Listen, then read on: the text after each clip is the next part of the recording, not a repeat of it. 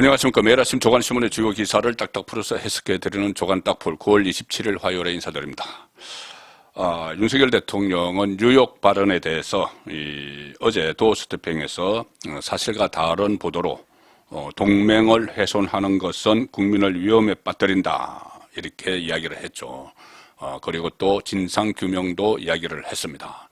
이 진상규명은 어떤 본인의 발언에 대한 것이라기보다는 이 발언이 왜곡된 자막이 MBC를 통해서 보도가 돼서 그것이 마치 기정사실화된 것, 바이든이라고 했다는 이야기. 그리고 그 MBC의 첫 보도가 유튜브를 통한 보도가 나가기 전에 민주당 공식 회의에서 그 문제에 대해서 다뤄져서 박홍근 민주당 원내대표가 비판을 보도보다 앞서서 하는 그런 거꾸로 된 그런 일이 벌어진 것. 또 하나 이 일이 그 대통령 수행 기자들의 엠바고가 해제되기 전에 SNS에 널리 퍼져버린 그 일들이 일종의 이 민주당과 MBC의 유착 이것을 넘어서 모종의 보이지 않는 손이 작동을 해서 이 상황을 만들어낸 것 아니냐. 자, 그런 데 대한 진상 규명을 강조를 했습니다. 자, 오늘 또 윤석열 대통령이 어떤 발언을 할지 관심이 모아지는데 오늘은 아침 출근길에 용산 대통령실로 가지 않고 지방의 한 행사에 참석을 했기 때문에 오늘은 도어스태핑은 없었습니다.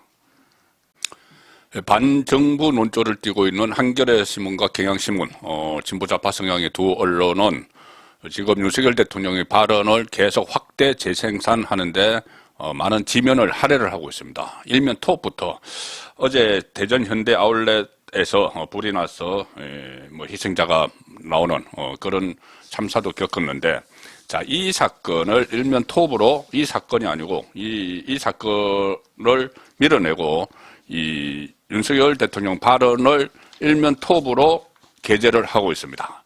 자, 한겨레 신문 일면 톱 이겁니다. 언론 보도 동맹 훼손. 어제 윤석열 대통령이 도어스태핑에서 한 말을 이렇게 보도를 하면서 언론 보도 동맹 훼손 그리고 욕설에 대한 사과는 없었다. 자, 이것이 과연 일면 톱이 되는 기사인지 그 옆에 사이드 톱 기사가 대전 현대 아울렛에서 화제가 난 그 사건입니다. 그 사고고 윤 대통령 적반하장식 주장, 안보 위협론 내세우며 MBC 진상조사도 밝혔다. 대통령실은 해명을 번복했다. 욕설 대상 야당 아니다. 욕설 대상 야당이 아니고 국회라는 의미죠. 국회 전체 제 할 일을 하지 못하는 여당이든 야당이든. 자, 그리고 이 한겨레 신문은 이 3면에서는 비판 여론 기다던 윤 대통령 또 외교 라인 문책에 입닫았다. 자, 3면에서 또 이 기사를 썼고 4면에서도 기사가 있습니다. 4면 기사는 민주당의 주장입니다. 국민 두렵지 않나. 박진 장관 해임 건의안 꺼냈다. 자, 민주당 주장만 한 면을 다 채웠고, 자, 같은 논조 경향신문도 일면 톱입니다. 여기서는 아예 이 화제 기사는 저 뒤로 갔습니다. 이것이 일면 톱입니다. 비속어 논란 윤 대통령 언론에 화살 돌렸다. 자, 그래서 이 일을 계속 확대 재생산하고 있는데 경향신문 역시 사설일 수도 있습니다. 유감 표명도 없이 공감 못할 해명으로 논란 키운 윤 대통령. 지나가면서 했던 말 한마디를 놓고 경향신문 3면 기사는 자신의 발언을 놓고 진상 밝혀져야 진실게임으로 몰고 갔다. 이거 왜곡이죠. 진상이 밝혀져야 한다고 이야기한 건 발언 그 자체가 아니고 이것을 왜곡해서 자막으로 달고 또 이 민주당이 보도가 되기 전에 이 내용을 숙지하고 있었던 것, 그런 것에 대한 진상, 정언 유착, 민주당과 MBC 유착에 대한 진상을 이야기하는 건데 경향신문은 마치 이 발언을 놓고 동문서답하는 듯이 그렇게 악의적으로 편집을 했습니다. 경향신문 3면 기사도 여당은 준비한 듯 MBC 때리기 시작했다. 야당은 윤 대통령 적반하장이라고 했다. 자, 이런 기사인데, 이 한겨레와 경향신문은 가장 핵심적인 대목은 일부러 아예 취급을 안 했습니다. 뭐냐 하면은 눈을 감아버렸는데, 윤석열 대통령이 말한 진상 밝혀야 된다. 바로 그 진상 부분입니다. 진상 부분이 이런 것이 아니고, 발언의 뭐 진상, 이런 것이 아니고, 언론과 특히 MBC와 민주당 유착의 진상, 그리고, 왜 이것이 정식으로 풀이 되고, 풀이 풀려서, 엠바고가 풀려서 보도가 본격적으로 되기 전에 SNS에 어떻게 이게 놔두게 됐는가, 다른 조간신문은 이 대목에 오히려 초점을 맞추고 있습니다. 동아일보 오면 보시면은 윤석열 발언 논란 전면전, 그런데 여당은 MBC 왜곡했다, 고발하겠다. 그 야당은 뭐 박진 해임하겠다. 박진 외교부 장관이 이번 순방의 총책임자라는 거죠. 해임 건의안은 구속력이 없습니다. 그냥 정치적으로 뭐 여론전을 펼칠 때 사용하는 거죠. 어쨌든 뭐 그것을 민주당이 다수당이니까는 뭐 할 수 있겠지만, 자, 이 부분을 한겨레와 경향신문은 빼놓고 비난을 하고 있는 것이죠. 이 MBC 더불어민주당 유착 의혹을 국민의힘이 지금 집중적으로 제기를 하고 있습니다. 윤 대통령 발언 영상이 엠바고 보도 유예, 일정 시간 동안 보도 유예, 엠바고 해제 전에 진위가 왜곡된 채 유출이 되고, 이것을 민주당이 받아서 정치 공세를 펼친 과정에 MBC가 관여했을 가능성, 이것을 지금 제기를 하고 있습니다. 주호영 원내대표는 이렇게 이야기하죠. 당 회의에서 윤석열 대통령의 발언에 대해서 미국을 지칭하는 단어면 한미 관계에 영향을 미칠 수 있는 만큼 더 철저한 확인이 필요한데, MBC는 이런 확인 과정을 생략하고 자의적이고 자극적인 자막을 입혀 보도했다. 자, MBC는 그 윤석열 대통령 이 발언을 이 풀기자단 일원으로 그 해당 영상을 MBC가 촬영을 했고, 가장 먼저 그 유튜브를 통해서 내보내면서 자막을 달았습니다. EXX, 그 바이든, 이것을 명시해서 이 보도를 가장 먼저 내보냈는데, 이것 때문에 다른 언론도 막 받았죠. 저도 처음에는 그 정확히 들어보지 않은 상황에서 이것만 보고는 정말 바이든이라고 했나, 이렇게 했습니다. 그런데 나중에 전문가들조차도 판독하기가 어렵다. 이것 논란이 있는 것을 그냥 바이든, 자의적으로 해서 자막까지 처리를 해서 다른 것이죠. 그게 어떤 목적이 있지 않느냐, 이 이야기입니다. 국민의힘은 어제 MBC를 허위사실 적시로 인한 명예훼손 혐의로 고발을 했습니다. 그리고 오늘 MBC 본사를 항의 방문합니다. 다만 MBC가 이것을 찍었지만은 이 영상을 외부로 유출했는지, 그러니까 SNS에 다닌 것, 지금 MBC가 자막을 단 건 MBC가 한 것이고, 그 영상을 외부로 유출했는지에 대해서는 현재로서는 확인하기는 어렵습니다. MBC라고 단정하기는 어렵다는 말씀이고, 그래서 대통령실 출입 영상기자단 일동이 어제 입장문을 냈는데, 거기에는 이런 내용이 있습니다. 엠바고 해제 이전에 영상이 유출된 경위에 대해 철저한 진상규명을 요구한다.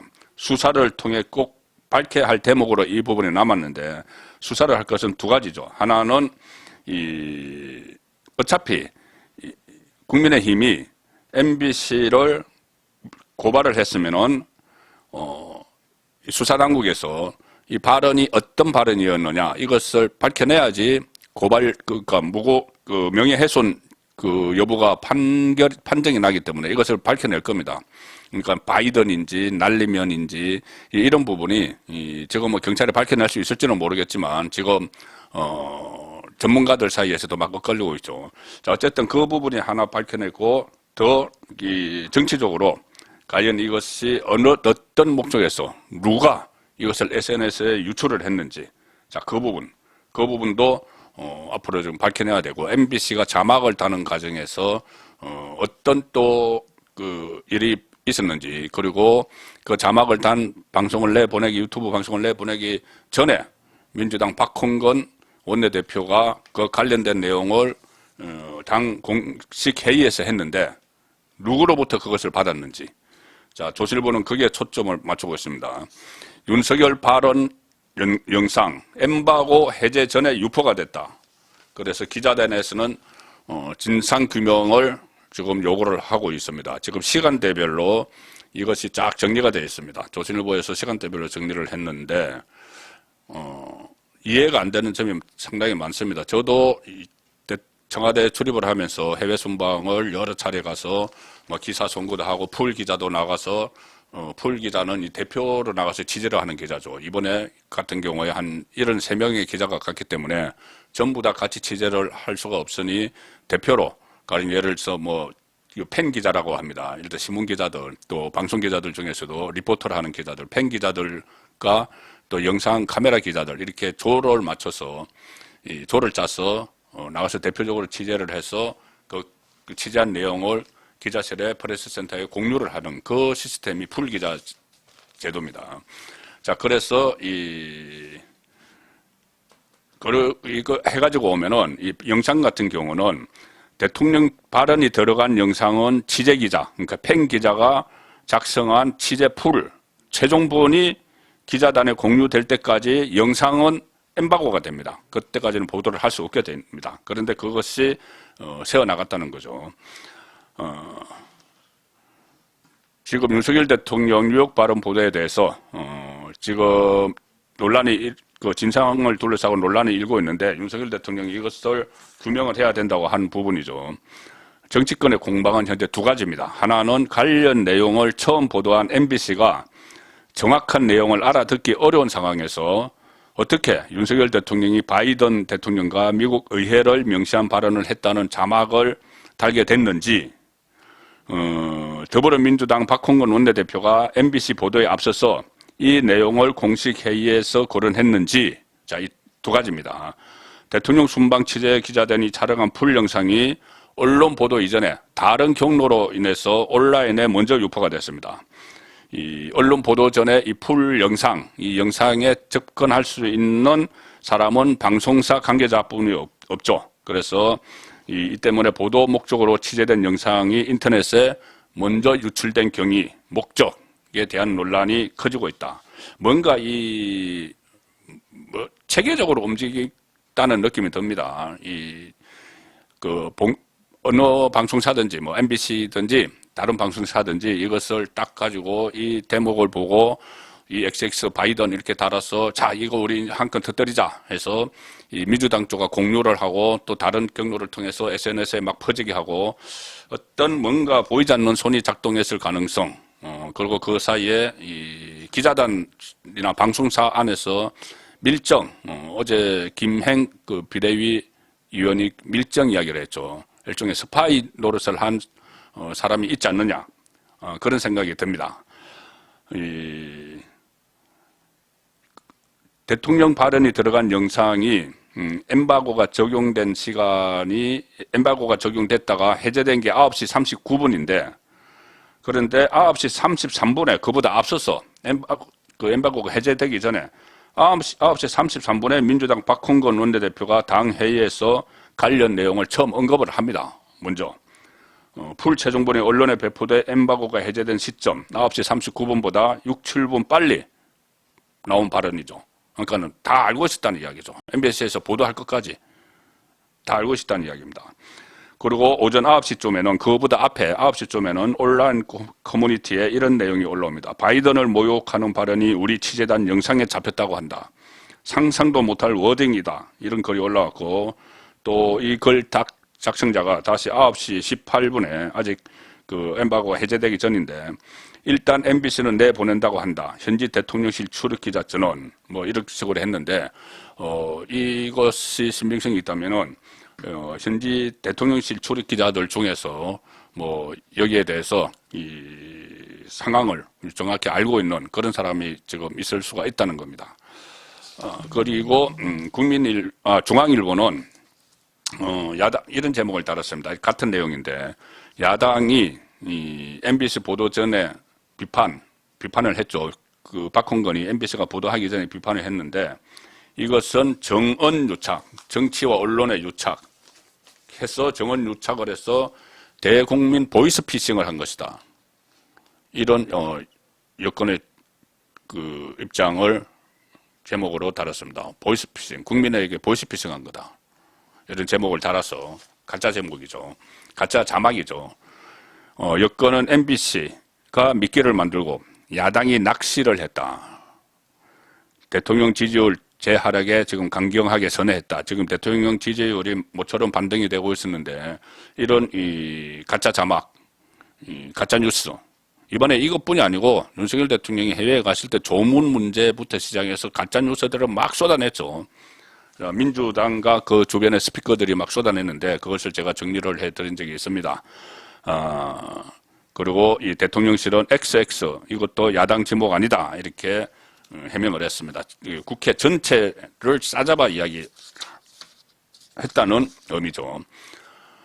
이 상황에서 일단 이 진실 공방 어떻게 될지 더 두고 봐야 되겠지만은 그 발언 자체도 그 좀 이 정확한 내용을 파악할 필요는 있습니다. 그렇지만 이것이 왜 어떻게 해서 민주당이 먼저 이 내용을 알고 여론전을 펼쳤는지 그리고 SNS에서 누가 어떤 목적으로 이것을 뿌렸는지 MBC는 왜 확실하지 않은 내용에 그런 자막을 달았는지 이런 부분들이 좀 그냥 단순하게 볼 문제가 아닌 것이 이것이 지금 이명박 정부 초기의 강우병 사태, 가짜 뉴스에 의해서 그 소동이 벌어졌던 강우병 사태 이런 것이 전조일 수가 있기 때문에 이 부분은 명확히 하고 또 여권 입장에서는 강력하게 대응을 할 수밖에 없는 그런 상황이 된 겁니다. 민주당 이재명 대표는 이번 논쟁을 놓고 좀 애매한 처지에 빠졌습니다. 처음에는 여기에 좀 참전 비슷하게 했죠. 이 비속어 논란이 일어나니까 참전했다가 오히려 본인의 형수 욕설이 다시 상기가 되는 이런 상황이 됐습니다. 그러니 이재명이 어제는 또 한 발 뺐습니다. 윤석열 대통령의 발언에 대해서는 주장이 상반된다. 이재명이 그렇게 이야기하면서 뭐 바이든으로 들릴 수도 있고 날리면으로 들릴 수도 있다. 사실 확인을 분명하게 할 필요가 있다. 이렇게 한 발 뺐죠. 자, 어쨌든 뭐 이재명으로서는 난처한 입장이 됐는데 오늘도 이재명 수사 기사들이 또 조간에 쏟아지고 있습니다. 여러 가지 어제까지는 주로 변호사비 대납 의혹, 쌍방울과 관련된 것이었는데 오늘 또 쏟아지는 기사는 그것과는 다른 이 성남FC 후원금을 둘러싼 의혹들입니다. 이 의혹은 이 한겨레 또 경향신문도 뭐 이렇게 보도를 했는데 이 네이버, 차병원 등 압수수색, 성남FC 의혹, 판 키우는 검찰 마치 무리한 수사를 하고 있다는 듯이 경향신문과 한겨레신문은 이런 기사를 보냈죠. 검찰에서 불송치한 것을 왜 수사를 하느냐. 그런데 검찰에서 문재인 정권 때 부실하게 수사를 했기 때문에 이것을 다시 처음부터 들여다보는 그런 상황입니다. 중앙일보는 검찰이 성남FC 의혹 수사 확대, 네이버 차병원 등 압수수색, 분당 차병원입니다. 자, 그 경찰이 송치할 때는 두산그룹 것만 가지고 송치를 했죠. 그런데 이 다른 부분, 다른 성남FC에 후원금을 낸 다른 업체들도 검찰은 살피고 있습니다. 수사를 원점에서 다시 시작한다는 이야기가 되는 것이죠. 검찰 수사는 원점에서 다시 시작됩니다. 지난번에 경기 남부경찰청이 이 성남FC에 수십억 원대 후원금을 낸 6개 기업 중에서 두산건설이 낸 후원금만 분당 두산타워 부지 용도 변경 청탁의 대가다 이렇게 보고 이재명 대표 등을 검찰에 기소 의견으로 송치를 했죠. 두산만 가지고. 그런데 그때 경찰은 네이버, 차병원 여기에 대해서는 대가성 입증이 안 된다 이렇게 해서 불충분하다고 증거가 불충분하다고 판단했는데 검찰이 그 업체들 네이버, 차병원을 압수수색한 것은 이 사건을 처음부터 다시 들여다보고 있다는 의미가 되는 겁니다. 그리고 위례신도시 개발사업 의혹과 관련해서도 유동규, 남욱, 정영학 추가 기소. 그러니까 이재명을 향한 이 수사의 칼날이 여러 군데서 지금 이재명을 겨냥을 하고 있는데 조만간 어떤 사건 하나라도 어떤 결론이 나오면은 이재명 그 대표의 정치적 입지는 상당히 줄어들 수가 있습니다. 특히 오늘 아침에 TV조선이 단독 보도를 했는데 어제 이 검찰이 압수수색을 했죠. 근데 그 압수수색 영장에 보면은 이재명을 피의자 신분이고 뇌물수수 혐의로 적시를 했습니다. 뇌물수수 혐의. 경찰에서는 두산건설이 낸 후원금 55억 원을 제3자 뇌물 공여 혐의 이렇게 적용을 했죠. 제3자 뇌물 공여. 그런데 뇌물 공유죄보다 수수죄, 뇌물 수수죄는 법원의 형량이 두세 배 가량 높은데 검찰은 더 엄중한 혐의가 될 수 있는 뇌물죄를 적용을 했습니다. 특정범죄가중처벌법상 뇌물죄 이렇게 적시를 했고 경찰은 이재명 대표가 두산건설의 용도 변경 편의를 봐주는 대신 성남FC에 55억 원 상당의 후원금을 내도록 했다고 봤고, 자, 그래서 검찰로 송치를 했고, 그런데 이 사건을 넘겨받은 검찰은 뇌물수수를 적용을 하면서 두산뿐이 아니고 네이버 그가 낸 그 후원금의 이 사용처, 성남시와 재단법인 희망살림, 그리고 성남 그 여러 가지 후원금의 흐름에 주목을 하고 있습니다.